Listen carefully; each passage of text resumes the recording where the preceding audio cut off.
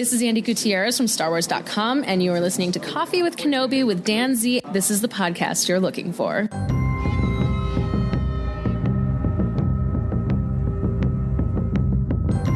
Hello, everybody, and welcome to Coffee with Kenobi, show number 320. We are your spoiler-free place for Star Wars discussion, analysis, and rhetoric. I'm your host, Dan Z, joined by two of my illustrious co-hosts as we talk about, finally, Chapter 8 of The Mandalorian, titled Redemption. So, without further ado, let's bring in our guest co-host first. Let's welcome back to the show the co-host of the Star Wars Report, Riley Blanton. Oh, hi. Hi, how's it going? And it's going great. How about you, man? Pretty good. Although, let it be known that when our call started, I said, oh, hi, just like that. And that's why you heard Dan giggle a little bit, because he thought I said aloha. It was a whole thing. But I'm doing good, man. Excited to be back on Coffee with Kenobi. Yes. Well, it's always good to have you. I was just talking to our other co-host today about how you and I we were always friends, but we became really good friends when we went to the Denny's event in Hollywood, hung out at San Diego Comic-Con, and life's been good ever since. Oh, yeah. No, that was a great time. What a great moment. Clone Wars is about to be back, too. It's crazy. I know. You were also the first person did the Void Secrets of the Empire. Oh, yeah. That was a good time. I feel like that doesn't get enough attention. Not enough people know about it. It's pretty amazing. It's great. It's about as good as it gets. Also, as good as it gets is our CWK newsman, Tom Gross. Well, hello. It's nice to be as good as it gets, I suppose. And Riley, it's great to be on with you tonight. Yeah, good to meet you, man. Absolutely. So glad to be here and to talk Mandalorian. The Mandalorian, finally, again, we thank everyone for their patience. We did a lot of the Rise of Skywalker stuff, a lot of live events, and we're finally, full disclosure, this is the second time we have reviewed this show. It is probably only the second time in the history of 7 years of Coffee with Kenobi that I forgot to hit the record button. But isn't that fun? Riley, you've done that before. Been there, man. I've done that in the early years of Star Wars Report. There's at least half a dozen episodes that are just gone. It's sad. That's great stuff. But we're back. So we're going to power through. And I checked 3 times. We are recording this one, so that's good. Let's talk about Redemption. I mean, this is the final chapter in season 1. It is an incredible episode. Let's just start off like we normally do. Tom, give us your letter grade and overall thoughts on the episode. Ooh, wow.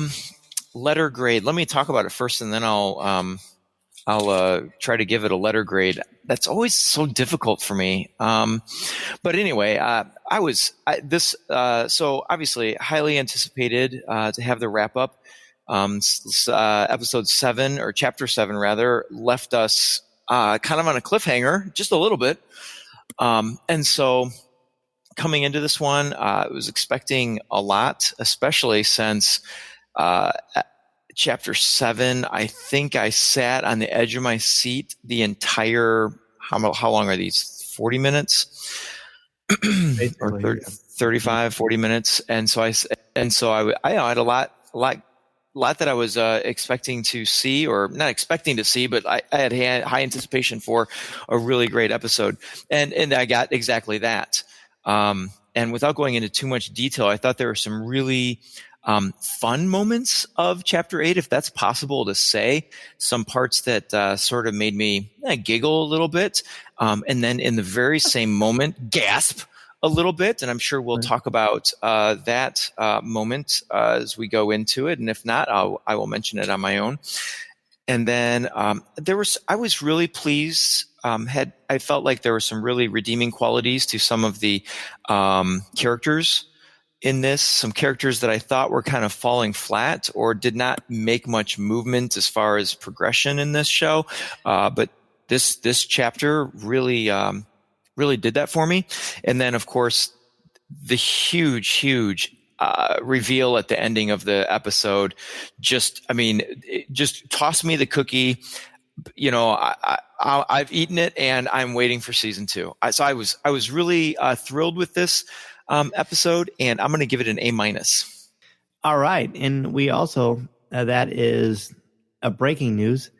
Giggles, Gasps, and Gamorreans, Tom Gross's new Star Wars podcast. Thank you. Thank you. There we go. Revealed tonight. Revealed tonight. I love it. Riley, what are your overall thoughts in a letter grade for this one? Yeah, I think I loved how this episode kind of brought full circle some of the previous characters and plots and things that they'd alluded to, because this is very much, this whole season has been very episodic in nature. Like it really has been an old school serial Flash Gordon kind of deal. There have been some through line, but it's still pretty comfortable with each episode having its own personality. But what I liked about chapter 8 was just how, specifically with IG-88's role and Sacrifice, I liked how that kind of came full circle, and also how we kind of learned, we kind of put those final pieces together about the Mandalorian's backstory, making him a more empathetic character than we'd seen so far. And it took a while to get there, but I actually think that's a good thing. It sort of required some unusual patience on the audience behalf. They really didn't rush it, but I think it all kind of paid off in this last episode. So if I were giving it a grade, I'd probably, I'm going to give it an A, straight A. All right. I'm going to give it an A as well. An A plus was for the 7th episode. I mean, you can certainly give more than one A plus. I'll reveal why it's not exactly an A plus, but it's pretty darn close. It, as you said, it brings everything full circle. It has all the right emotional beats. There's laughter. There's certainly a lot of tension. And there is a great moment, like you said, Tom, at the end that certainly had people talking a lot. Mm-hmm. So it's great. So let's just jump right into this thing. Starts off with this really cool opening music. And there's really not a lot of tension right off the bat, but actually maybe there is. I want to talk, Riley, right off the bat. And there hasn't been as much discussion about this online as I would have expected. But let's talk about how humor is used at the beginning of this episode. And I'm talking about between the two scout troopers. Did anything jump out to you, or how did you feel about, well, I mean, let's just put it out there, the treatment of the child. And there's quite a bit. Yeah, it was that immediately jumped out to me because it was kind of out of character. It was pushing the boundaries of what we'd seen as far as humor goes in Star Wars. And also like took a minute. It sort of let the joke breathe, like their little back and forth. It was almost robot chicken like in its nature, to which I saw some criticism of that, but I personally liked it a lot just because as a guy who's in the military, it kind of reminds me of a lot of those, like, low level.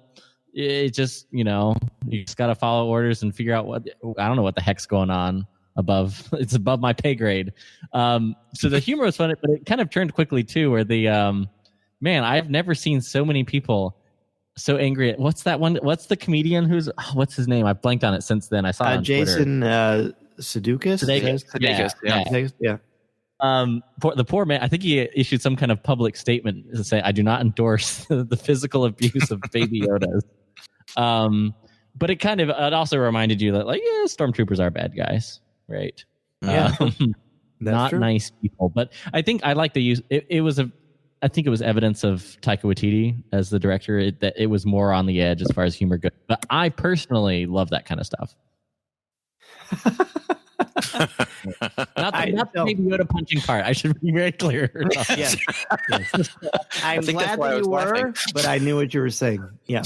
No, absolutely. Okay, so before I even get to the treatment of the child, death was a point of humor because of how they talked about Moff Gideon, how he's talking about how he's motivating or scaring the troops, how he's expressing his frustration. And yes, I did chuckle quite a bit. And then I thought about, well, okay, we're definitely seeing this from the grunt point of view, as you said, Riley. And we're definitely seeing a different side of it. We're also seeing that not everybody in the Empire is full on board and drinking the Imperial Kool-Aid, even, long after the fall of the Empire. But these are just guys looking for a paycheck, most likely. And we see that they're not highly skilled with a blaster, of course, because of the way they're shooting very poorly. for practice. But the treatment of the child, absolutely, I thought was terrible. I thought it was in poor taste. And I want to be really, really clear on this. I know it's a puppet. I know it's not real. But the fact that treatment of a child that is clearly, and even when they didn't know it when they were filming this part, was clearly beloved, has become very much a part of popular culture. But using humor to hit a child, let alone a baby, even if it's not real and it's a puppet, I don't love that. And in fact, I think it's really, really in poor taste. I'm not offended by it because it's not real. But as you said, I just don't think Star Wars has never gone to that particular direction. And I prefer we stay away from that as much as possible. So that was the only thing kind of keeping it away from being an A+ rating. But it did serve a purpose. It did show these are bad guys. These are mean people. And they certainly, when IG-11 shows up, they certainly get their comeuppance. I mean, there's no doubt about that. Tom, you want to address this at all? Yeah, I just wanted to clarify with you. So you think it's poor taste from the production value of it, and that's is that what you're saying? I guess. I mean, I guess I just don't think. I don't know if it came from Waititi or from the actor or from the script, or whatever the case was. I just think you can convey they're bad without doing that. I want to know kind of how you read the room, or like what your watching experience was, because for me the humor was coming back and forth when, like, at least they're talking back and forth, having their funny lines about the Moff Gideon, and then when he starts poking his hand and he bites his finger, that's funny. And for me, the second that he then reacts and punches the bag containing Baby Yoda, that's when it sort of like the air was sucked out of the room and it broke it for me. But I guess that's how you watch it. Because if I don't know, if you're in a room, people think that's part of the gag, I could see why that would be disturbing.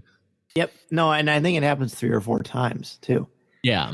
Yeah. The interplay was great, and the timing of it was great, but not. I don't know that. Yeah, I don't know that. I don't know that during it's. I guess it's kind of surprising for me in a way, but I know that in our room that we were watching it in, it was definitely sucked the air out of our room, and we were like, "What? You can't punch the child!" But I don't know that it really bothered any of us of the action. I think when we were watching it, we were more focused on these are bad guys, and it just sort of reinforced that. And I think, we've been kind of going around that they are bad guys. We just talked about how Gideon, executes a whole company or several people because he's not getting his way. So I guess I don't know. I guess it didn't bother me all that much, but it definitely story-wise had an impact on these. It just reminds you that these guys are, first of all, they're stormtroopers, and so they're bad, but they're more than stormtroopers or scout troopers, I suppose. They're kind of thugs at this point. They're not regimented, and so it's kind of backwards. But I think my favorite part of the whole thing is when I forget which trooper it was, but the one shooting at the shooting misses, and he's like, "Let me show you." Shoots it and then shakes his gun. It's got like the spray can ball rolling around. Yeah. I thought that was great. But this is where we also have, up to this point, conversation between stormtroopers have been limited to outmodeled speeders and things like that. And so here we actually have some conversation between 2 stormtroopers to see that they really are just ordinary people. No, that's true. That's true. So we can probably move on from that. We get back to the standoff, which was part of the cliffhanger of Chapter 7. And we learn, Tom, the Mandalorian's real name. And we also learn something really important. Mandalorian isn't a race. It is a creed. Talk to me about that notion, and then about learning that his name is Din Djarin. Yeah, well, the other piece that we learn in there is that Gideon knows everything about everybody that's in there, which is a little scary. I mean, is Moff Gideon, Google? Did he just, check out their backgrounds all the way through? No, he's experienced. He has gone through some of the things that, Din Djarin was there. He was experienced the Night of 1,000 Tears, and Gideon was there, and so was, so was oh man, why am I always struggle. Cara Dune, and so that's all really important. And so going back to the reveal of Din Djarin, and I love that it wasn't like when the name is revealed, there wasn't the like pause and the dramatic music and here is his name. It just was sort of in conversation. You really had to be paying attention to catch that his name was mentioned. With the caption on too, to really like, oh wait, what was it? Yeah. And so it just sort of. Before I pulled up like notes on this episode, if you asked me, so what was his name? Because it's been a few weeks since I've seen it. I would not have remembered. I agreed. Yeah, I still refer to him as the Mandalorian, and I know his name. Right, and we know his face now too. But that's for later conversation. But so what did you say? Oh, how Mandalorian is it's a creed. A creed, not a race. I thought that was really really revealing, because our background of understanding of the Mandalorians, first started with Boba Fett and his armor, and knowing that it's borrowed armor or stolen armor or something. But nonetheless, this is what a Mandalorian looks like. And then we go into the Clone Wars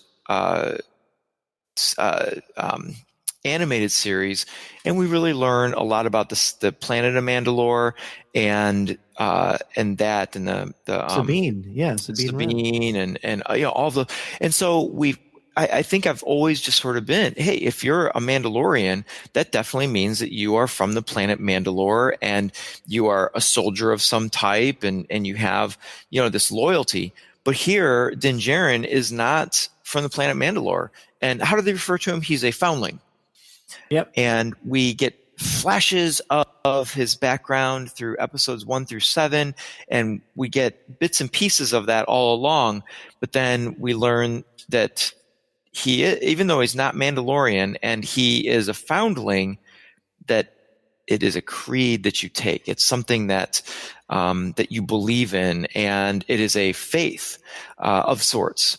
And so that kind of changed my opinion. Not opinion, but it changed my view of who these Mandalorians are. And so I suppose you can be from Mandalore, or you can take the creed. Yeah, I mean, it's a culture, it's a code, it's a way of life, it's sort of a samurai kind of a mindset. I thought it was fascinating, and it was almost sort of affirming for me, Riley, because I'd felt, especially throughout this series, this first season, that it was more about a way of life than about who they were as far as where they were born. I thought it was pretty cool. What did you think about that part? It makes a significant difference from what we see on screen, because to actually see it kind of canonized, this idea of a creed. I think it's a lot of times what we've had in our heads as fans ever since we saw Boba Fett originally, that unique armor. There's got to be a story behind it. And of course, we had the vast history of the expanded universe background that came before. But now seeing it on screen, I think it really does. It allows the Mandalorian culture to become what we kind of always speculated, which is its own order. It's kind of like it's its own similarities to the Jedi Order, really, in some ways. It's anyone, can be a Jedi. Anyone can be Force sensitive, but in the same way, anyone can be a Mandalorian. And I like how that's explored, but never like told. We are left to fill in the blanks ourselves of what exactly does that mean. Like just watching this show, I don't really think we get a good idea of what the Mandalorian creed is. We get good glimpses at Mandalorian culture. They protect each other. They've gone underground and they're hiding. They're banned by the Empire. We get all of those sort of pieces of the story, but this series isn't that story, I guess. Interesting. I want to know. I feel like it's more like it is. I feel like it's just more of a very, very slow burn. That's true, and and I think maybe through some of the flashbacks, we get to see them rescue the young Mandalorian, and I like that you kind of get a sense that there's some good to this. I guess, this culture. But I want to know the story. I want to see the battle where they were fighting against the Empire, or they made unholy alliances with different factions. I want to see the more about the culture. But that's just because I am personally very intrigued by Mandalorian culture. So I think we have a lot in store for us, hopefully in season 2, where we kind of explore a little bit more about some of these other characters. And I guess we also get this episode, and I'm sure we'll talk about it, but where we have that further conversation with the armorer. I think that kind of tells us a little bit more too. I agree. Speaking of telling us a lot more, we get a term, the Night of 1,000 Tears. And then we get this flashback, the most detailed flashback we've ever had. It's hard not to think of the Trail of Tears, where, that was sort of I'm not going to compare something fictional that isn't important to an incredibly important event in American history, which is horrible and horrific. But there is a definite theme there. There's a definite connection to the cruelty of one race or one set of people or creatures or droids in this case, compared to other people who are not out for blood. We flash back to Din Djarin being rescued by Mandalorians. There's this really wild 80s guitar vibe, which actually surprisingly doesn't mock it. I shouldn't say surprising doesn't mock it, but more like it adds to it. It could have made it trivial, but it made it very powerful and very poignant. We see very much fully fleshed out the tragedy of this boy. I mean, this isn't the first time we've seen in Star Wars where a child has lost their parents. I think of Rogue One. I think of A New Hope. I think of a lot of different things. But here, boy, you can see why Din Djarin doesn't like droids. I mean, it's really, really fleshed out here. But also the glory and the majesty of what it means to be a Mandalorian in that incredible jetpack sequence. I couldn't help but think of the original Christopher Reeve Superman for a lot of this stuff. Tom, talk about the flashback and what we learned, really. Yeah. Something has been on my mind where you were talking about that. When you mentioned the Trail of Tears, there was another night similar to this, something real in our history. You have the Night of 1,000 Tears. There was also the Night of Broken Glass. From the Holocaust in 1938. That, I don't want to lessen the impact of a real historical event by relating it to fiction. But, when you're talking about culture and those would be two that you can make similarities between. But the flashback, you were talking about now refresh my memory. Your question was? No, it's important that I like that you said that, and it's similar to what I said, but you said it more eloquently. Basically, one of the most important things about fiction is that it allows us as a culture, and we've talked about this many times, to talk about things that are hard to talk about real truths through a fictional lens, because it makes it more digestible. You can open more conversation about it and address how the cruelty, that men can inflict upon each other. In this case, it takes on the persona of a droid. But I want to talk about what we learned about Din Djarin and his upbringing and the fact that he's a foundling and why he has this relationship with Mandalorian culture. Well, I think, when you look at that flashback, and it's interesting that we've been given really small tidbits up to this point, that when we got to this flashback, and it was longer than, a 2-second flash, it really helped me as a viewer to pay more attention and really try to suck the marrow out of this, because we've been programmed that we're only going to get little bits and pieces. So as I'm watching this, I'm looking for every little bit that I can, like who are his parents and where is this taking place and who is the enemy in this type of situation. And I was actually quite surprised that the enemy wasn't the Empire, but yet it was a separatist super battle droid, which I found to be very horrifying in this flashback. We watch him in the movies. We watch him in the Clone Wars animated, and I didn't see them to be.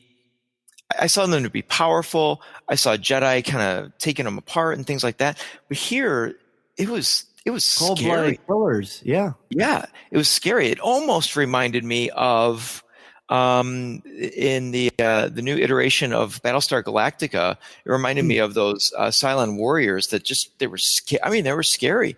Oh, good call. And so I guess what I learned from that is that, here he is in a hopeless situation. It also, here's another comparison. It takes me back to Jyn Erso. When the Empire comes to take her parents and her mom is killed and is shot, her dad is taken, she hides, and then here comes Saw Gerrera to rescue her. That's kind of what the Mandalorians do for Din Djarin. I agree, and as I said, this is a trope. Losing the parents, and out of tragedy becomes a hero is born. I mean, this is a classic archetype going all the way back to ancient Greece, and it's effective. And they managed to put sort of an original spin on it, and they actually managed to give hope, Riley, which I thought was pretty cool. Yeah, it does. And I love the visual language that's shown, because there's so much. They really give us a chance to focus on the Mandalorian's experience as a kid. The kind of, if you watch the prequels and you see, dozens of Jedi going against super battle droids, it doesn't seem that intimidating. But to one kid, it's everything. It's absolutely terrifying. And I love how they really gave us a chance to zoom in on the character's experience, guitar riff and all. The other thing, though, I really, as of course the nerdy Star Wars fan who loves the prequel era and the prequels, like learning about it after the fact. I didn't realize this at the time, but I didn't realize that sequence of events was during the Siege of Mandalore, which, if we want to get nerdy for a second, the Ahsoka novel timed the Siege of Mandalore at the same time as the Battle of Coruscant. It's right at the end of the Clone Wars. And not only that, we're going to see the Siege of Mandalore in the upcoming season 7. So I'd be really interested to see if there's got to be maybe some opportunity to overlap these two stories. It'll be the greatest. And I don't think you have to worry about saying it's nerdy to make these references. Yeah. No, not at all. We are. I miss seeing live action super battle droids. It was pretty cool. It was pretty cool. Yeah, for sure. I tell you what, let's go ahead and take a break, and when we come back, speaking of pretty cool, we're going to talk about the second half of this episode and the amazing things that happened with IG-11. This is Coffee with Kenobi. This is Vanessa Marshall, and you're listening to Coffee with Kenobi.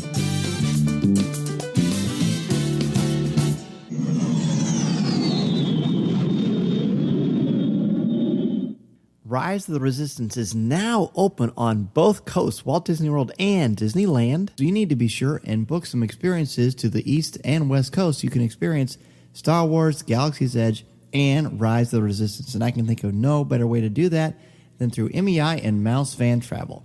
Their signature service and expert advice will help clients maximize their vacation time and dollar. Their no cost, no obligation quote when you use the service is really wonderful, and they also proactively adjust the booking if the rate goes down. They will help your family enjoy everything Galaxy's Edge and the Disney theme parks and the cruise lines have to offer, help plan every detail, and will share invaluable tips. Be sure to go to our affiliate link, which can be found in the show notes on the front of our webpage or on our social media, and sign up for a free, no obligation quote. You'll have the best vacation possible and help out Coffee with Kenobi in the process. So be sure to tell them that Dan Z and Coffee with Kenobi sent you. Our Coffee with Kenobi Patreon family continues to grow and flourish, and I want to take this opportunity to thank Jason Hall, Dennis Keithley, Colby Mead, Jessica Berry, Lance Hickerson, Adam Bankhurst, David Nicely, Jeff Ellis, Katie Bjordal, Ross Halliban, Frank Mulder, Alexander Moylan, Aaron Harris, Chris Gavarka, Angela Sauce, Connie Shee, John Sorensen, Hannah, Tyler Pompa, Yancey Evans, Alex Procasio, Tim Van Swol, Ian Thompson, Simbat Detradarian, Christine Turk, Sean Reed, Kurt McKellen, Dan Ream, Brian Harding, Blake Weaver, Jim Capron, Caroline Maselli, Chris Metz, LJ Souter, Thea Selby, Daz Davies, Christian Dale, Brian McKinney, Jared Cantor, BJ Smith, Eric Struthers, Nick Deco, and Mark Suter. Thanks to all of you, Coffee with Kenobi is able to grow and flourish in ways we never would have thought possible. And you get something out of it as well. For $5 or more a month, you get access to CWK Pour Over, which is our exclusive weekly podcast not heard anywhere else, hosted by myself, Tom Gross, and Corey Kleber. We talk about Star Wars. We go behind the scenes of what goes on into covering events and producing Coffee with Kenobi and popular culture. We review movies, all kinds of fun stuff, and we have a great time bringing it to you. And for $10 or more a month, you get access to CWK Lens, which gives you a ton of video and photos behind the scenes of what's going on. When I was on Rise of the Resistance, I posted a lot of pictures and images that only you got to see. I didn't put on Instagram or Twitter or anywhere else, only for CWK Patreon contributors. If you have any questions or want to find out more about how to support Coffee with Kenobi, be sure to go to www.patreon.com/coffeewithkenobi and sign up today. Thank you so much. And now, let's see what's brewing in the Star Wars universe this week. Oh, wait. This is interesting. You found something. I'm about to let everyone in on the secret. All right, we're going to interrupt our review of The Mandalorian, and Tom is going to switch gears as well. We're going to talk about some Star Wars news. So, buddy, switch your microphones. Is that a thing? Oh, do we switch microphones to do the news? No, it's hats. I change hats. Oh, okay. I like it. I picture you wearing like a Sherlock Holmes hat when you do the news. Is that accurate? Well, that just might have to be a CWK office pick. I like it. I like it. Yes, well, we will have to reveal that one day. I can't wait. Let me fit my hat right now, and I am ready to do the news. The Star Wars show, famous for delivering Star Wars news, made the news this week as they announced the first, quote, spin-off from the show. The new show, titled This Week in Star Wars, will be hosted by StarWars.com's Kristen Baver and deliver the Star Wars news of the week. This Week in Star Wars will air on Thursdays. So what happens to the Star Wars show then? Well, it'll continue to be hosted by Andy Gutierrez and Anthony Carboni. As reported on the Star Wars show, we will see many other faces from the company hosting several events, field events, and more. The Star Wars show will move to a once-a-month program and will air on the last Wednesday of each month. Yeah, this is kind of big news. I sort of had a feeling that things were going to migrate a little bit, just based on some conversations I've had over the past few months. But this is bigger than I thought. I mean, congratulations to Kristen Baver, former Coffee with Kenobi blogger, who has since moved on to Lucasfilm and assistant editor, and I've worked with her for a couple of articles, and she's really cool. And now she's hosting the news, which is awesome. So kudos to her. We'll definitely miss seeing Andy and Anthony once a week, but I mean, they'll certainly be around social media and things like that. And this is an exciting thing. We'll miss them for sure, but it's a transition, and I think it'll be okay. I'm happy to see more people in Lucasfilm. I love seeing Pete Vilmer on this one. He's an awesome guy, great friend of the show, and just to me, he's been really cool. You've met him a couple of times at Lucasfilm and at Rancho, but what do you think about all this? Yeah, no, I love it. I think it gives us a simpler show on a weekly basis, and I have no doubt Kristen will do a fabulous job. But I do like the sort of the more lengthy format of a once a month Star Wars show with the antics of Andy and Anthony, but it looks like it'll have some more in-depth reporting, give us a deeper look at perhaps at what happens behind the scenes and behind the closed doors at Lucasfilm. I like the idea of the roundtable panel that they introduced, and actually Kristen said she will often be a part of that roundtable. So yeah, I think it's really exciting, and look forward to seeing how this all pans out over the next several months. Yeah, hear. So we don't know much about the anticipated Project Luminous, but we do know that, Dan, your friend and friend of Coffee with Kenobi and ABC correspondent Clayton Sandell tweeted this week, quote, "The countdown is on. Star Wars Project Luminous 2/24/20, hashtag Star Wars, hashtag Project Luminous." Well, this seems to be the most anticipated Star Wars announcement that we've had in a while, because we have no idea what this project includes, other than there are some really creative people involved, like Kevin Scott, Claudia Gray, Charles Soule, Danielle Jose Oder, and Justina Ireland. That is a heavy-hitting collection of Star Wars creative. Yes, it is. That's a Hall of Fame lineup. Indeed. That's really cool. Yeah, and I had a feeling about this date as well. Mm-hmm. And it's cool to see it out there in the open. There's some cool things happening. My goodness, there's so much I want to say, but I'm not allowed to say it. What I will say is that February 24th can't come soon enough. Everybody's going to be so excited about this. And I like that it's kind of ominous and exciting. There's not a lot to it. Some of our friends on Coffee with Kenobi's Facebook account were talking about the fact that this reminded them of Shadows of the Empire as far as the hype before they kind of spun off and did some multimedia stuff with that adventure. Of course, this will be canonical, so who knows? Yes. Who knows indeed. But it's going to be really cool. I mean, what excitement here for the winter time. 221 Clone Wars, 224 Project Luminous. I mean, Star Wars happens in threes, so 214 Valentine's Day. Oh yes, that's right. That's right. Hey, and 215 Dungeons and Dragons. Oh, that's right. We're playing D&D on the 15th. Well, anyway, let's wrap up with some news. There will be a new Star Wars young adult novel that will give us insight into the teenage years of the Resistance pilot Poe Dameron. According to a story on Jedi News, the released synopsis of the novel reads, quote, "It's been a few years since Poe's mother passed away, and Poe and his father, who was a pilot for the rebellion, have had more and more trouble connecting. Not sure what he wants to do with his life, teenage Poe runs away from home to find adventure and figure out what kind of man he is meant to be." The novel will also feature Zori Bliss, who we meet in the Rise of Skywalker on the planet Kijimi. The novel will be written by Alex Segura, who is known for his Peter Fernandez mystery series, and cover art will be by Alice Zhang. So this is apparently going to address that little line in the Rise of Skywalker that talks about how he used to be a spice runner. Yes. And we'll see sort of what that means. I'm already relieved to see that he was much younger than he is in The Force Awakens. So it was a long time ago, and it may not be as nefarious as it sort of is made out to seem in that movie. Right. And young adult Star Wars novels are usually really fun. So I think it's cool. I'm not like doing cartwheels over this one just because I'm a little nervous when it comes to Poe, because I've certainly said a few times that I felt like his character took sort of an unusual twist in The Rise of Skywalker. I liked him much more in the first two films and the canonical novels and comics before that. So I don't know. Hopefully we can sort of right the ship with him, but that's just sort of how I look at it.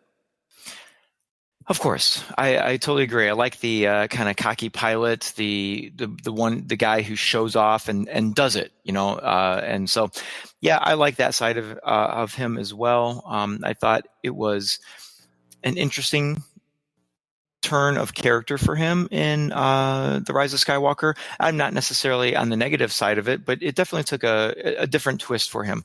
And I am always for a young adult novel. Of course, I have space in my young adult library, both my home one as well as my one at work for another young adult Star Wars novel. So I look forward to this one and introducing it to a lot of young readers. Sure. And I don't think you were saying that I was being negative, No. Yeah, but it's more of a thing of like, I agree that he's like a very cocky pilot, it's sort of reckless, but a controlled recklessness.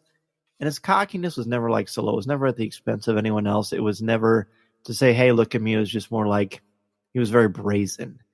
And he seemed to really sort of go off the rails a little bit in The Rise of Skywalker.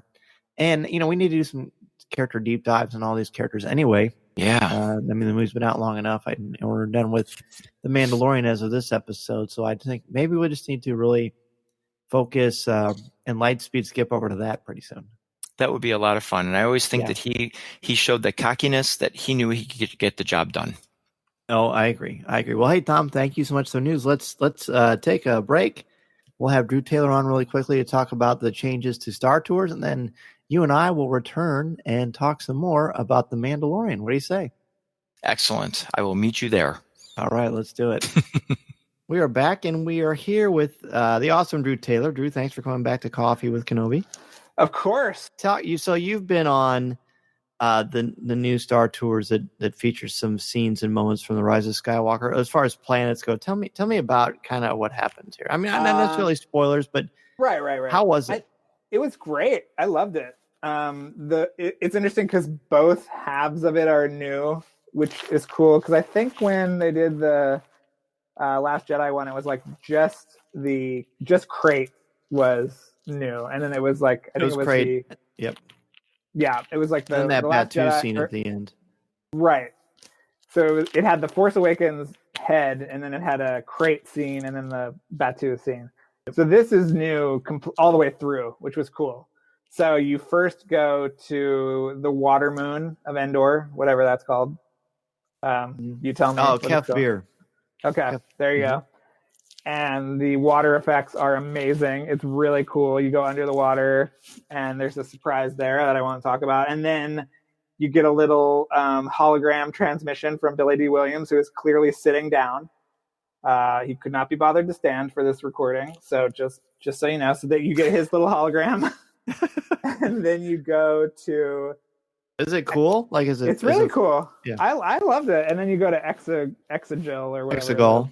The scary planet. And you see the lightning and the Star Destroyers and all of that. And it's actually really nice because there's a little wraparound scene at the very end.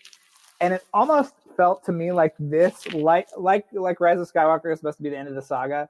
This is like the end of Star Tours in an interesting way, because you pull in, and Ace, who in Star Tours the lore is the pilot you were supposed to have, and you see in the pre-show, who is then accidentally replaced by C-3PO, who winds up being your pilot.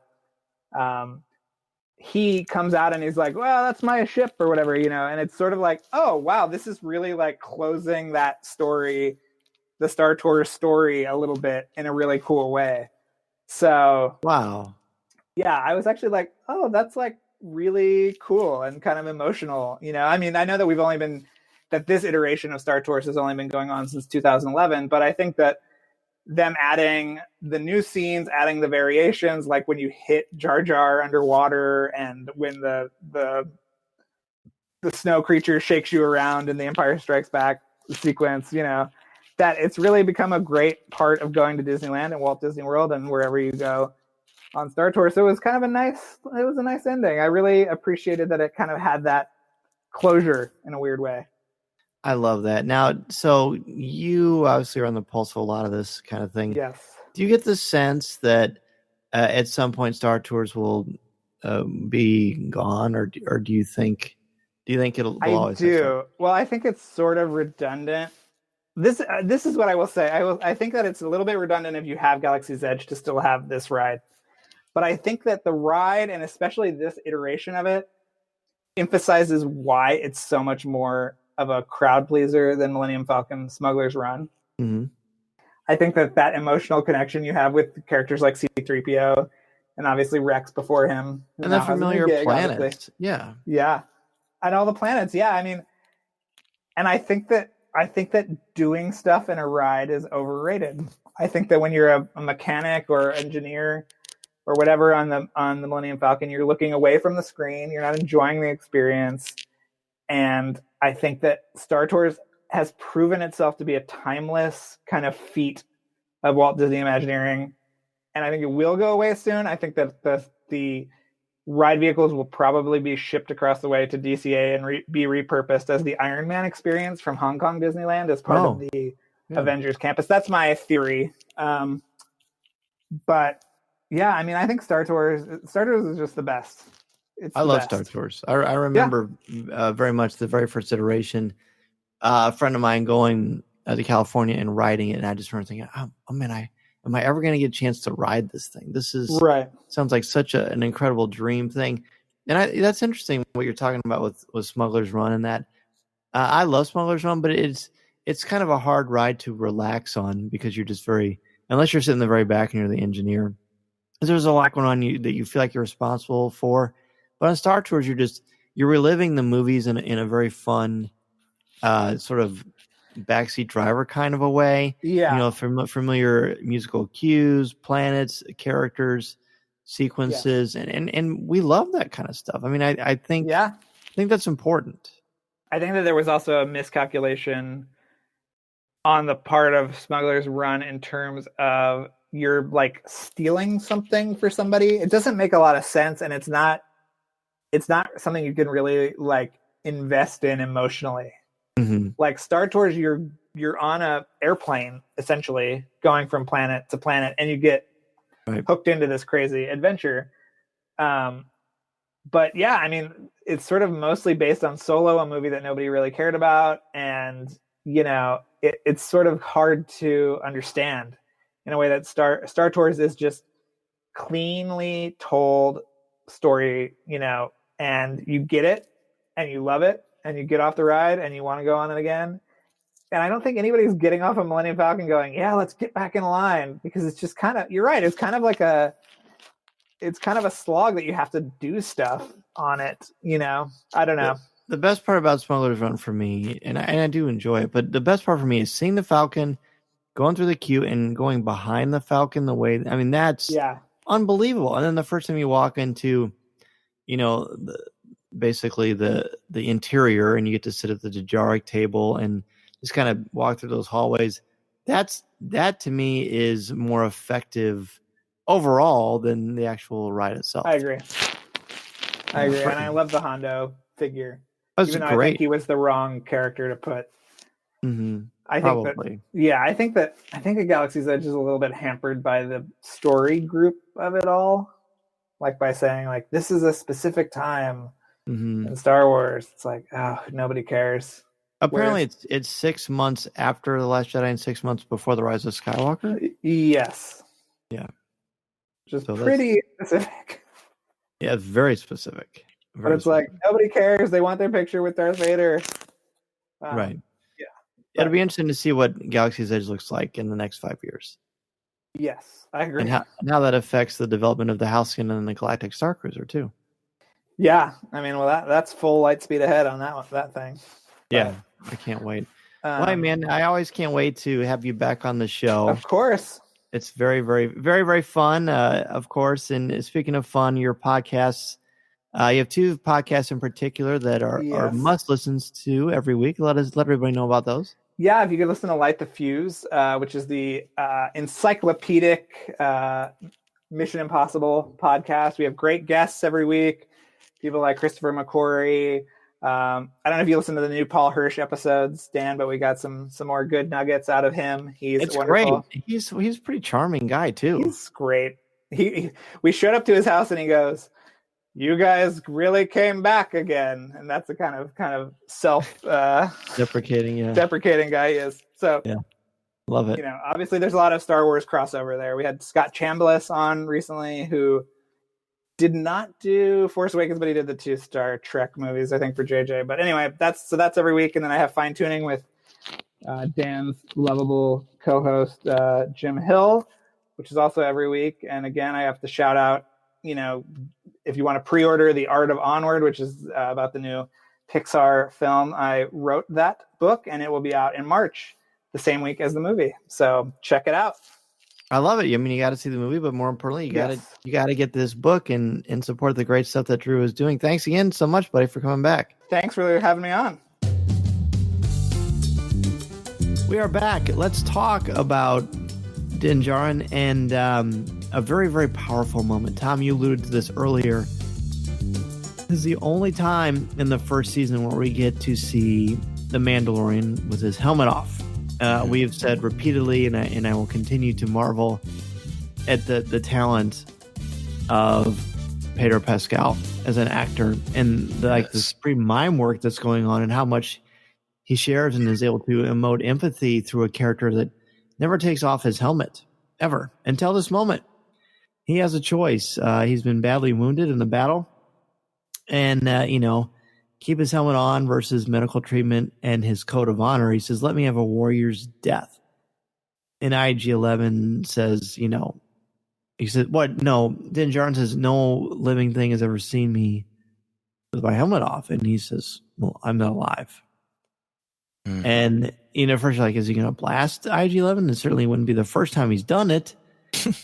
But then Riley, we get this beautiful moment. Talk to me about that reveal and what that said about the Mandalorian. And they did such a good job setting it up, because it would have been one thing just to have his sort of his moment to think he's going to die and then last minute not having to. But it really came down to a level of trust, I think, that he had to have to let IG-88 heal him. And it seems like in an everyday scenario, like, of course you got to remove the helmet and heal your wounds. The droid is capable of doing that. You got to do it. But it really, I think we were just talking about it, but the flashback that shows a primal distrust of droids. If you lived through the Clone Wars and the Separatists, savaged your entire planet, there's a reason you would be droid racist. So it's in that way, it really is a classic story of being able to trust the other, trust the person that you by rights shouldn't. And in that way, it really kind of it didn't come off as too cheesy. It really did seem like a true and sincere moment for the character, which is a testament to both the writing and to Pedro Pascal as an actor, because you haven't had a chance. This is the first time you're seeing his face, and you immediately have to buy this moment, and I think it works. Oh, it was beautiful, and very well said. It's just the way that it comes across. There's vulnerability there, but he manages to do something kind of interesting, Tom. He's vulnerable, but he's still about as tough as it gets. And I think that's very, very hard to do. I no secret about the fact that I was worried that this show, before I saw 1 second of it, was just going to be about this lone gunman and without any personality and this kind of this nauseating masculinity that didn't really have any kind of emotion behind it. But instead we get this wonderful example of what it means to be a man. You care about children. Mm-hmm. You care about a culture. You care about a code. You respect life. You feel pain, but you don't let it destroy you. You fight through it. We also see some pride, though. He's not perfect. Let me have a warrior's death. I mean, that's fine. That's commendable. But it's not practical in a real world setting. Now, Star Wars is not a real world setting. In fact, it's quite far from that. But it does show that what he's like. It shows what he stands for, and it also shows that he's not perfect. I think that's incredibly important. Indeed. And, I'm going to say this, and I make no apologies. I think it's kind of become cliche at this point, but I'm going to say it anyway, because when it comes to Din Djarin, the Mandalorian, this is the way. This is who he has become, and he's been built and created all through this. And he's the kind of person that, he follows the creed. He says, this is the way. He follows it to a T. And he says, let me die a warrior's death, because I'm not taking the helmet off. This is the way that I have been brought up. This is the way that I believe. And I think that is a wonderful moment when IG-11 says, well, I'm not a living thing. And what is so fascinating, in reflection of kind of the whole series at this point, what I think is so fascinating about this is we know the Mandalorian's distaste for droids. We understand that, as Riley, you had mentioned, his flashbacks and his experience as a child with separatist droids. But it's been built up so beautifully that IG-11 is definitely a killer. Wasn't it episode 1 that we see how devastating he can be? And then again in episode 7, how devastating this droid can potentially be. But what I love about it is Nick Nolte's character, Quill, who acts as sort of a mentor to the Mandalorian at a few different points, has transformed this droid into, a killing machine to what else but a nurse droid. How crazy and interesting, but wonderful is that here as we sit watching episode 8 or chapter 8 and seeing, as you mentioned, Riley, the trust. And that I wouldn't believe that trust at all had it not been for everything that had been built up through Quill's character, through the background of the Mandalorian, through even the care of the child by the droid itself. So it was, as you mentioned, it was a great moment when the helmet comes off, the back display goes on, and we feel the hope of there's more to go. There's more to come. When you saw back display, were you thinking, where has this stuff been the entire series, the entire Star Wars mythology? I haven't missed it since Knights of the Old Republic. It was really handy back then. I saw some criticism of the convenience of back to spray, but listen, I love the convenience of back to spray. I've been using back to spray in Star Wars video games for forever. So I actually am not as familiar with that aspect of the Star Wars mythology. Do they use back to spray? Oh yeah. Republic really? Commando, the old Republic Commando game, a lot. Yeah, and then I think it was Knights of the Old Republic. And then, of course, you have back to droids conveniently placed around in the old Battlefront too. Oh, that's good true. Time. Yeah. I guess I took it as a viewer. I took it as progress. We used to have these big tanks that you had to soak yourself in to heal, and now we've got the spray. Now the video game kind of throws that notion out, but we also I also look at that. I'm sorry. Oh, no, sorry. I was talking over that, but it's kind of like a carbon freezing technology. It's gotten much more convenient and miniaturized. Yeah, exactly. I was going to mention that as the next one. We have to do this whole this whole giant scene in Empire Strikes Back just to freeze someone in that, and now you just do it in your back of your ship. But back in my day, we did this on Cloud City. That's right. Yeah, progress. I want to take a quick break to say, after I watched that sequence, and then later, of course, what happens at the end of the episode with IG-11, I think the title Redemption is not what people think it initially is. Do you guys have a theory about what redemption is actually referring to? Riley, you want to take a shot at that? This is my corner. This is my thing, and I honestly hadn't put a lot of thought into the episode title itself. In some way, my first glance, I kind of thought of it as IG-11's story and his sacrifice at the end. But in some ways, that doesn't work as well because, it's a reprogramming. It's not as poetic as a character journey.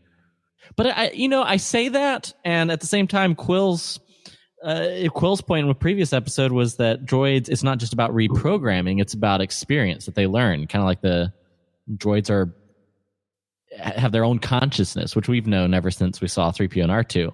So maybe there is a little bit of that element where IG-11's story fits into that redemption arc, albeit in a maybe more unique way. I like that. Tom, what do you think? I have to be honest. I had not considered this whatsoever, but I will say, I guess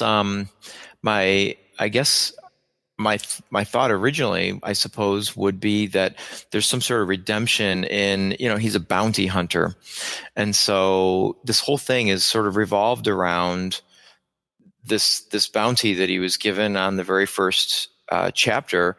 And so I guess, I don't know, I'm kind of talking in a circle here, but somehow it comes back to taking care of the child.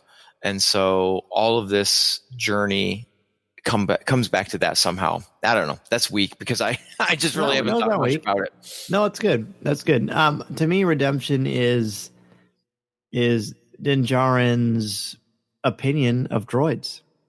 It's the redemption of a philosophy, of a way of life, of a prejudice that has heavily existed in for reasons that people can understand, because these droids murdered his family in front of him and took him from his place of comfort.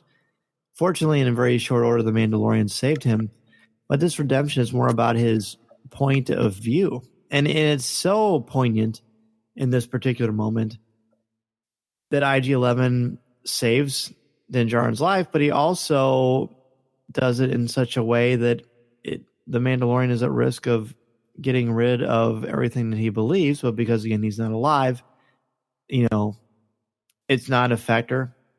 he lets himself vulnerable to a droid. That's redemption. That's redemption. Dying to an old way of living and coming back with a different point of view. It's a metanoia, and it's really quite lovely. Queel's quote from Chapter 7 is basically, droids aren't good or bad; they're a reflection of the owner, right? Now Queel is a reflection of, or IG-11 is a reflection of Queel, who of course is very much an unofficial mentor to Din Djarin. So it's really quite lovely. Another thing that's really great, tying in the mythology, is when he goes back to the armorer again and learns about, okay, there's these evil sorcerers. They're called Jedi. And you've got this new quest. You are as its father. You are the father of this thing. So much so that you've got the Claw of Two as your signet. I think that's really symbolic, Tom. We knew, I think, that once he finally got his signet, that it was going to be reflected in the child in some way. But I just really like that the whole things with the Jedi, these things are enemy sorcerers, but really aren't they? And I found myself wondering, when they talked about the Jedi, were they talking about the original Mandalorian Jedi that created the Darksaber that we learned about from Star Wars Rebels? Or was this maybe a shout out to a Jedi that we already know really, really well? Or what do you think? I mean, there's a lot to digest in that little part. Yeah, there was a lot in there. And I thought, first of all, as a fan of the story, I really loved the terminology they used to describe the Jedi as old sorcerers, or an order of sorcerers, which reminds me of Luke's uncle referring to Obi-Wan Kenobi as an old wizard. I don't know. That's just seemed like a toss back. And it also, we talk about this quite a bit, and that is that the galaxy is a big place. And as Star Wars fans, we see such a narrow sliver of the galaxy, except for here, where, we're used to Jedi. We saw them in the prequels. We see Luke, and we see Obi-Wan Kenobi, and we see Rey, and et cetera. But that's the small sliver that we get to see. What about the vastness of the galaxy that has never seen a Jedi, has never seen a lightsaber? And so I feel like, I don't know, I feel like there's the part of that conversation where they are just a rumor, and they are. And so on the Mandalorian side, is it a reference to someone who is created? I would guess that it was a reference to someone to the Jedi that created the Darksaber, because that's what they would know. But in this conversation, I think it's more legendary than it is true knowledge. And so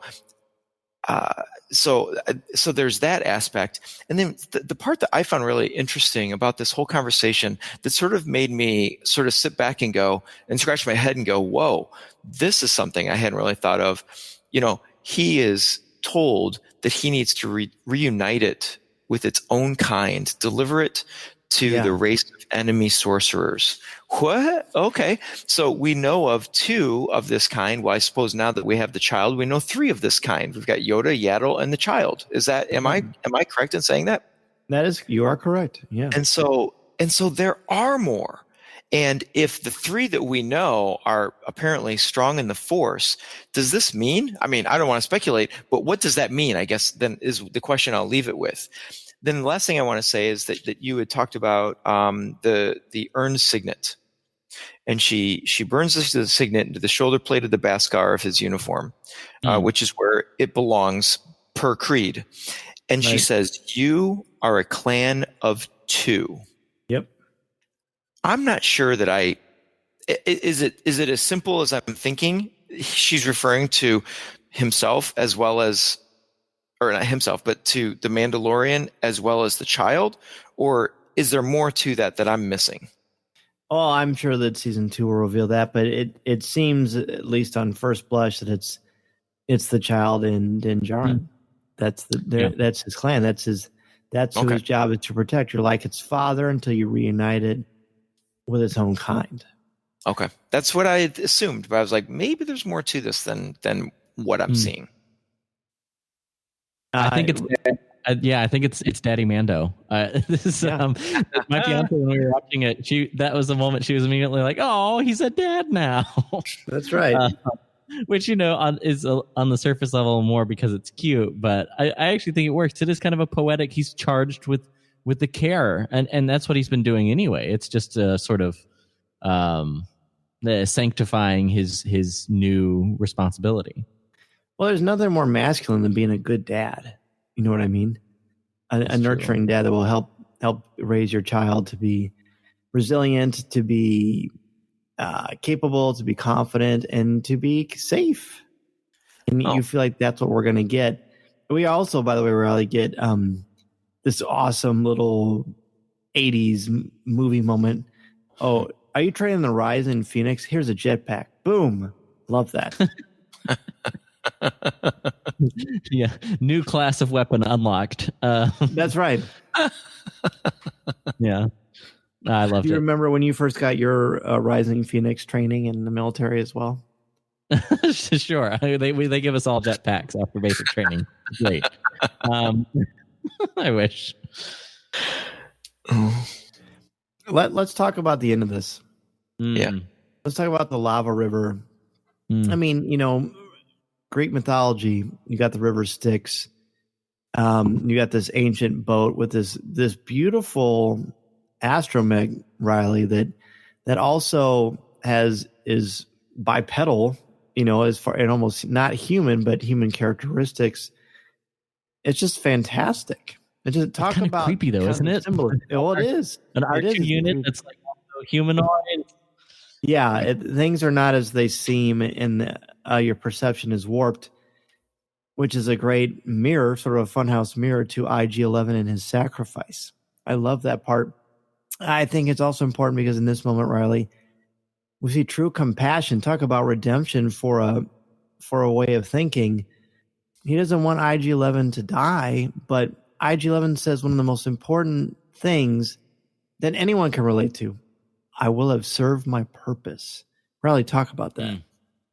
Yeah, and his new purpose, and it's him full embracing what the Mandalorian saw just moments ago.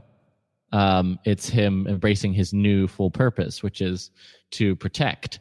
And it's the visual of it is, I think, the beauty of this moment, because we've seen sacrificial moments in Star Wars. I mean, it's just part of the Joseph Campbell mythology. Obi-Wan's sacrifice at the end, from the original film all the way up to now, and to see IG-88's or IG-11's Freudian slip, IG-11's sacrifice, literally walking through fire, right? Walking down a river of fire, which is very, very Greek mythology. I'm no expert, but I know like the idea of traversing a flaming river it's just like I think it's something like that. But it's an epic archetype. Very mythological. Yeah, it is, and I loved the way that it just sort of gave that visual language to his sacrifice, and of course they alluded to it so well with his direct capability. He finally gets his chance. And I don't know. I just loved that. But you don't even get a chance to breathe before like Moff Gideon's on him. It's like this episode's pretty fast paced, and not all are guilty of that. There have been some pretty like plodding moments throughout the series. It definitely is breathing room compared to a lot of Star Wars. Yeah, especially the Rise of Skywalker. But in that way, I like how this episode just sort of, it doesn't really slow down. No, it doesn't. I didn't quite see it that way in this moment, and this is something I intended to watch this section of chapter 8 again before our conversation, and it just didn't happen. And I thought this was like a screeching halt to the chapter when they got onto that boat and the droid, and I totally agree with the astromech. That was weird and creepy, and I thought was very symbolic of sort of the place where this galaxy, at least where they are, is. It's kind of pieced together, and it's fallen apart and recycled and all of this. And so that made a lot of sense to me. But I have to be honest with you, the episode was about 40 minutes long. I thought they were on that boat for 40 minutes. Now, I know in other conversations I've had. So how do you really feel? Yeah, I mean, I'm sorry. I don't mean to be no, quite so it's blunt, good. But it's good. But so in other conversations that we've had about this chapter, the reason I want to go back is I don't have a recollection of the significance of the conversation, which Dan, you've shared with me how important you think this conversation is. I just thought in the viewing of it that it really was slow. And all I just wanted IG-11 to get out of the boat, walk, and explode. I mean, I was ready for it. He wanted to self-destruct so many times earlier that we found in like comical situations, but this was serious. And so I knew it was going to happen. And I need to replay that conversation that they all have on the boat, because you have me convinced that it's important, but I don't have that with me. But I thought the episode really slowed down. But Riley, you're right. Once that incident happens, then the end of the episode just flies by, because you have Gideon coming in, you have the flight with the jetpack, and then the major reveal at the end. So this part, the reason besides I will have served my purpose, I mean, the entire first chapter is about everybody in this episode trying to find their purpose. The child is trying to find, its tribe. Din Djarin is trying to discover empathy and, his purpose, and it becomes to be like a father. Cara Dune is trying to find basically purpose after being a rebel shock trooper. Mm-hmm. And Greef Karga obviously is doing very well at what his job is, but now he finds kind of people and a little bit of more to him than money. Han Solo, I knew there was more to you than money. Greef Karga is trying to find. They're all trying to find their purpose. IG-11 gets to fulfill his, and I want to take that astromech that is basically the ferry boat driver on the river Styx. That is one way to look at a droid. That's how Din Djarin has looked at droids his entire life since he was taken, or rescued more rather. And then IG-11 is where he is now. And it takes a baptism by fire, not water, but fire, to cleanse him of this old way of thinking. And I think it's really beautiful. So I knew you would change my mind on that. I'm serious. I need to go back, because I think I will probably change my grade after I see that again. I mean, that River Styx is why I take it from an A+ to an A-. But interesting. But now you'll cry tears of fire, but they're tears of joy. Yeah, I hope so. I'll grant you this, though. I think there's I scrolled back, pulled up Disney Plus like you do while we're talking, and there is a lot of, and Mandalorian has been guilty of this, but I've kind of gotten used to it with Star Wars, because Clone Wars was guilty of this, Rebels was guilty of this, but there some extraneous dialogue in that, and this is a purely technical critique, that where IG-88 goes on for there's a whole minute or two back and forth about, I still have my manufacturers. Well, oh no, there's the troopers. We can't get past the troopers. There's too many troopers. What are we going to do? Are we going to fight them? No, we can't fight them. There's too many of them. I have my manufacturer's protocol. I can go. They kind of really walk you through the whole thing, which for younger viewers, I think helps. I think it maybe felt a little more out of place where Mandalorian swings a little older. But it's a tough writing challenge. I'm no writing professional. It's tough to be able to convey what you want to convey to the audience, but also let them come to their own conclusions too. It is. So I think both are true. I think the poetry of the moment, the meaning of the moment, the visual of the moment is there. But I think sometimes, and Mandalorian did this a few times, where they kind of maybe over-explain sometimes. Interesting. Yeah, so fun. 3 different outlooks, but all very valid. I love it. So let's talk about the end and the epic battle on the TIE fighter, or around the TIE fighter, or floating above the surface of the planet on the TIE fighter. Yeah, Riley, talk about that. It's I mean, I was waiting for it. Giancarlo Esposito, I think is how you pronounce it. That's the actor who plays Moff Gideon. I love that actor. I love his flair for drama and the idea of him being a pilot. I was like, of course he's a pilot. It makes perfect sense. I work with pilots every day. He fits the stereotype. And so, but like he works as a classic Star Wars villain. He has the snarling evil grin, the pride, and this history. But this is probably maybe short of IG-11 invading the village and hitting all the stormtroopers. This might be my favorite moment in the whole action sequence, at least. And I love the little details of how the Mandalorian is using his jetpack for like the first time. So he's not really confident. He's just like, I'll just try one vertical jump. We'll see if we can make this work.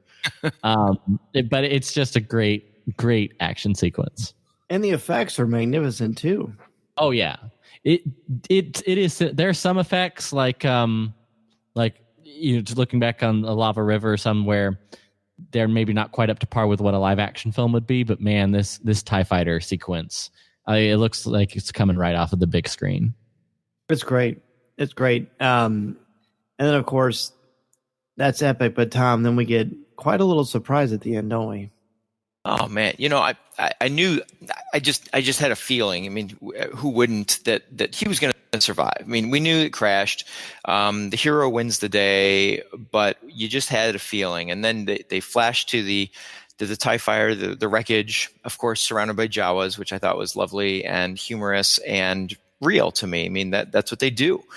And then they hear something, and boom, out comes this, I don't know. I mean, I know what it is, but when you're first watching it, you're kind of in disbelief, and you think he's got some sort of odd, cutter inside of his TIE fighter, and then you realize you've seen that before, and the goosebumps come up on the arms when you're like in disbelief, and you're just so excited. You're like, what? And then like all the pieces, like Night of 1,000 Tears, the Mandalorian, the Siege of Mandalore, the Conquering. Holy cow! This guy has the black saber. And so, I mean, when you take that he's a dangerous man to start with, he has this weapon that he brings into the courtyard, and he says, I was there. I'm going to destroy you all with this thing, and I'll give you 5 minutes to figure it out, or however long he gives till sundown. And so he's a big threat there. And as you said, he's classic Star Wars villain. And then we have the stormtroopers that set the whole thing up at the beginning, saying he's killed so many people just because they sniffed wrong or something like that. But then, now to learn he's got the Mandalorian lightsaber. Yeah, the dark saber. And then you worry about, gosh, the previous owner and what happened to her. I mean, it's scary a little bit. Because the last place we saw it was when Sabine passes it to now I went blank. In Rebels, Bo-Katan. Yes. Sabine passes to Bo-Katan. So it's like, what's happened to Bo-Katan? Yep. I know. If only Katie Sackhoff had made like a thinly veiled reference to maybe being cast in something exciting. Oh, did she really? Yeah, she did. She put was something on her Instagram where she just referenced Star Wars. I'll see if I can find it. But I was like pretty high. Can you imagine? Don't live tease action? Me. Yeah. And we already mentioned Battlestar Galactica earlier. One of the best shows of the past 20 years. The only other thing I want to say about this before we give our final thoughts is, and actually this will be my final thought. At the end when they have kind of their, all right, well, Cara Dune's going to stay here with Grief Karga. Din Djarin's going to leave with the child. We have this great line where Grief Karga says, take care of this little one, or maybe it will take care of you. I absolutely love that. The child has functioned, obviously, to charm all of, the zeitgeist of popular culture that is consuming Disney Plus. But it's also helped to humanize the Mandalorian and get him back to a place of empathy, a place of inner peace, and to give him a purpose. I mean, collecting bounties is great. He's obviously very successful at it. But this is your why. This is your purpose. And I think it's really, really nice. It's a great it's a great finale. I think it's beautifully done. It ties up a lot of threads from not only this episode but the entire season, while still leaving us wanting more. It can absolutely be done in storytelling, and it's done very well in this episode.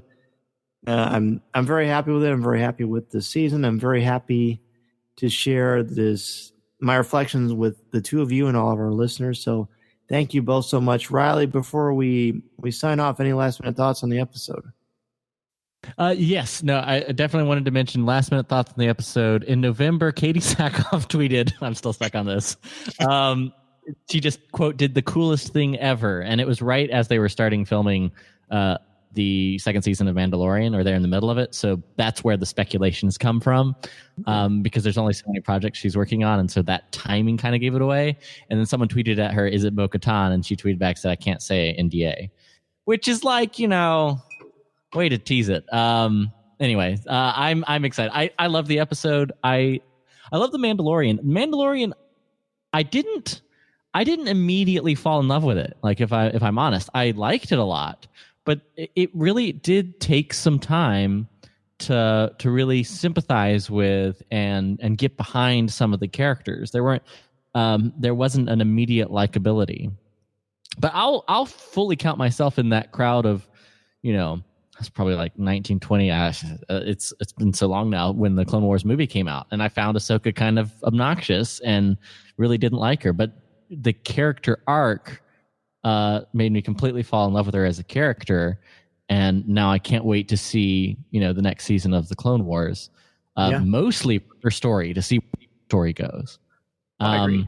And so in that same way, I think my patience paid off, where the Mandalorian really did take the time to get to know a lot of the characters. Maybe some of them fell a little more flat, but as far as the ones that by the end really did come around for me, obviously the Mandalorian, Quill's role, I think was really impactful. I loved his sort of full circle story there. And then Cara Dune, just as a character, I just want to know more about her. Those are the ones that really to me jumped out the most. Well, that and everybody in that episode, I think it was the 5th or 6th episode with the heist, that I want to know more about all of those. All of those characters were fascinating to me. So from a character perspective, that's the part that I really became most interested, and that's what I kind of am most curious about in season 2. Looking ahead, seeing where that story leads, and bringing a little bit more of the Star Wars mythology. I'm really hoping in season 2 we get to learn a little bit more about Mandalorian culture, where the different clans are, what they're up to, how they're interacting with the remnants of the Empire. I'm really interested to see some of those geopolitical and those remaining warfare being conducted throughout the galaxy in the post-Empire era. I really do want to see some of that too. So those are kind of what I'm looking forward to next for the next season. I love it. I wanted one quick thing before you give your last thoughts. When I saw the Darksaber, I thought, oh, is that a Darksaber? Oh, so they went there. They're doing that. All right, cool. It threw me at first because I'd never seen one in live action before. Yeah. But I did think it's cool that they are tying all these things in. I mean, when you've got Dave, who's kind of the unofficial keeper of the Legends line, as far as disseminating key elements from it throughout our Star Wars, it's pretty cool. It's pretty cool. Still the highlight for me is IG-11 and his sacrifice, and just seeing the humanization of the Mandalorian himself. But you can't go wrong when you throw the Darksaber in. Tom, any last minute thoughts on this one? Sure. A couple things. First of all, Riley, I'll say ditto on all the stuff you're looking forward to. You said exactly what I was feeling. I can't wait to learn more about these characters, especially the ones you'd mentioned. Probably my top one there would be Cara Dune. She just, I want to know where she was, what she's done, what she's seen, who she's worked with, the kind of awesome stuff that she probably did for the rebellion. I don't know that we'll go that far, but certainly I want more of her character. So that's number one. Number two, after this conversation we've had tonight, I can't wait to go back and rewatch the whole season again. And I want to watch it through the lens of and this is going to sound stupid. Maybe it's not. I don't know. Maybe it's going to be really good. I want to watch it through the lens of The Mandalorian as a father. And Dan, you said that last line. What was the last line again? Take care of this little one, or maybe it will take care of you.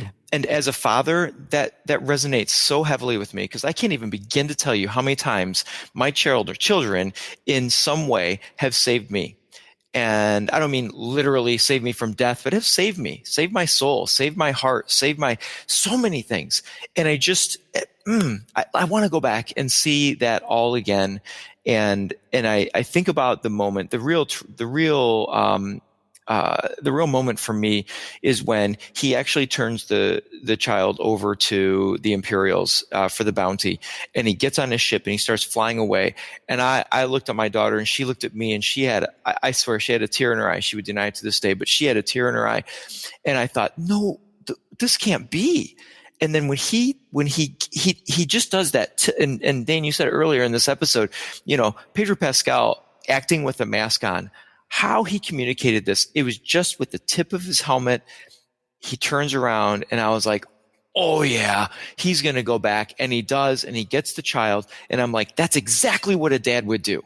Because how many times I've thought selfishly, I'm going to go do something that I want to do. And I start walking away, and I turn back around, and I go back, and I'm like, I got to do this for my kids. I got to coach their soccer team. I need to do this. I need to take them to that extra practice. I need to go see them, whatever it is, help them with the homework. That also resonated with me. So I want to go back and see all of that. My last comment about this show is that it's given me exactly what I wanted to see that was set up in Chuck Wendig's Aftermath series. I wanted to see a post-Imperial a galaxy. And I wanted to see what it would look like. And this is pretty much exactly what I thought it would look like. And so hats off to everybody who worked on this for that aspect, that it really it gave me a live action, painted the picture for me that was in my head from the Aftermath series. Oh, that's cool. What a cool way to look at that. I love it. Riley, thanks again so much for coming back on Coffee with Kenobi. Please let everybody know where they can find you and your great work on the Star Wars Report.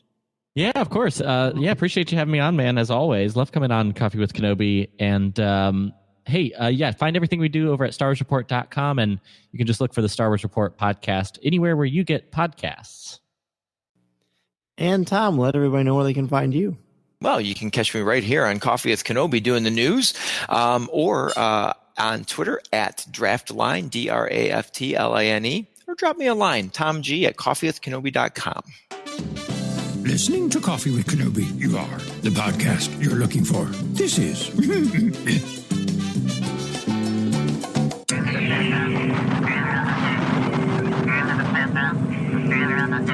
As we close out the show, I want to thank our CWK sponsors, MEI and Mousefan Travel, and One Nation Coffee. Please support them the way they support our podcast.